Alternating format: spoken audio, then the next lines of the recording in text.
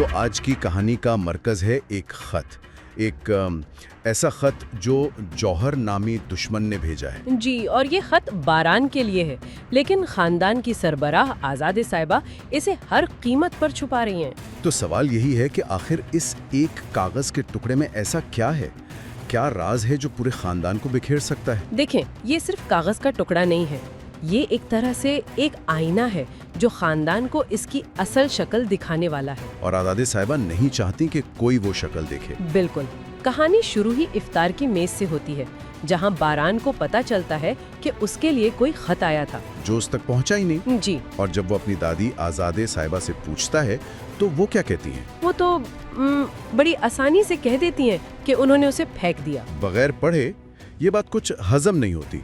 क्या वाकई उन्होंने उसे नहीं पढ़ा होगा? यही तो आप कह लें आज़ाद साहिबा के किरदार का असल तजाद है।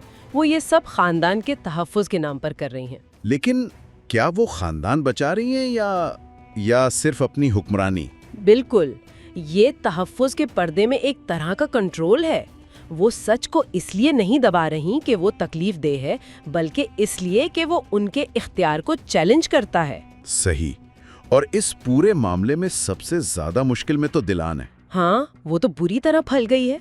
एक तरफ सच है और दूसरी तरफ दादी का हुक्म। और बारान, वो उसकी आंखों में देखकर जान जाता है कि कुछ गड़बड़ है। जी, और ये खामोशी, ये छुपाना उनके रिश्ते में एक जहर की तरह घुल रहा है। तो आखिर उस खत में ऐसा क्या लिखा है? यही तो असल धमाका है। खत में जौहर ने ये इंकशाफ किया है कि बारान का असल दुश्मन वो नहीं, बल्कि कोई और है। जी, बल्कि उसका अपना कजन फरात। फरात, जिसने जहान को मारने की कोशिश की थी। बिल्कुल वही। ये सच्चाई तो खानदान की वफादारी के पूरे तस्वर पर ही एक सवालिया निशान है। अच्छा।